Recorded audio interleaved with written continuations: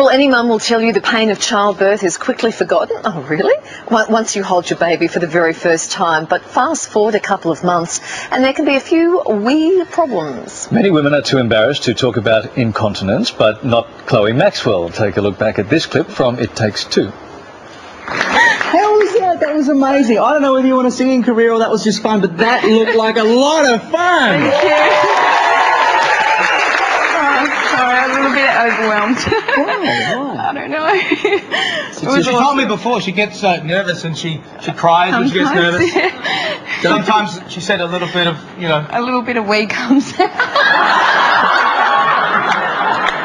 She's a mum. Well, Chloe had mums everywhere nodding knowingly. The good news is pelvic floor problems can often be prevented with a few simple steps. And here to tell us more is physiotherapist Mary O'Dwyer. Mary, good morning to you. Good morning, Larry. Pardon my ignorance from here on in with this whole segment, but let's start with your pelvic floor muscles. Where are they? Well, the pelvic floor muscles are the under muscles of the body, and they attach in the front to the pubic bone, and they're like a hammock slinger muscles that go underneath and attach to the base of the spine into the coccyx. Okay, so 4 in 10 women have pelvic floor problems. That's a really high number, isn't it? What are the main problems associated with it? How do we know that we've got that problem if we do? Well, it presents with leaky bladders, incontinence. You can have stress incontinence, you'll lose urine as a result of coughing or sneezing or lifting, or urgency, your bladder just gets the go on and releases some urine. And some women develop prolapse, which is overwhelmingly awful for a woman because it's where the bladder or the bowel or the cervix comes down and protrudes vaginally. Now, there are some bad habits that lots of women fall into, apparently. Tell us about those. Bad habits. Well, we have lots of bad habits, but one that I think is not really well known is women's habits of really firmly holding their waist back all the time. And Kylie, we do it as women. We breathe in. We do, and we start to put on a bit of weight. So we continue to pull back at the waist all the time, but the problem with this is the brain learns to automatically use these muscles all the time.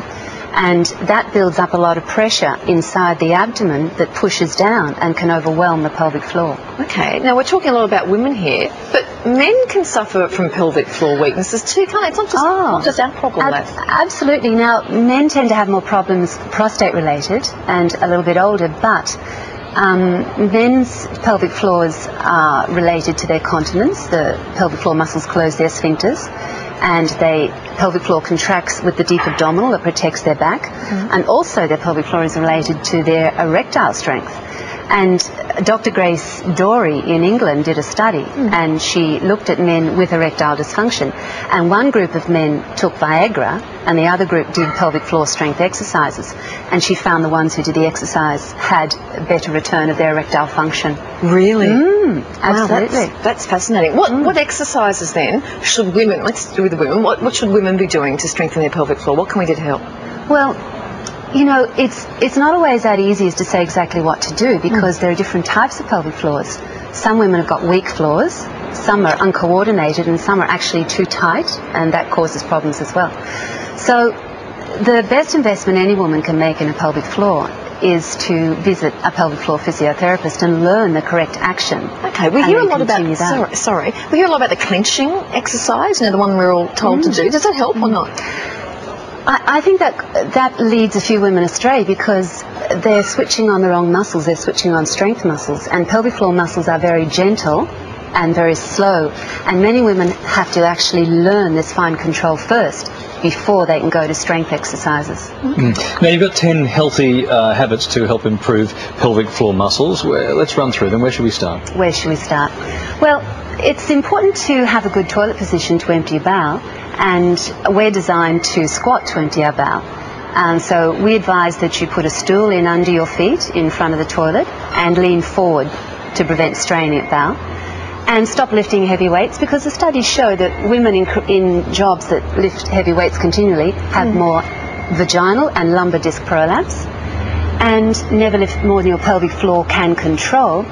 If you lift a really heavy weight as a woman and feel your pelvic floor actually push or bulge down, then that weight is doing damage. And listen to your body, don't push it beyond what it wants to do. And don't stop exercising, because if we exercise, we put on weight and get depressed and all very good advice. Yes. And I guess the main message out of this is never be embarrassed to talk about it. Oh, absolutely. And when women talk about it, then it allows other women to open up about it. Okay. Mary, thank you so much for filling us in on all of that. Oh, it's been a pleasure. Thank you for having me on the show. And if you'd like any more information on strengthening your pelvic floor, Mary's book, My Pelvic Flaw, F-L-A-W, is in bookstores now. And we're back with more of the morning show right after this.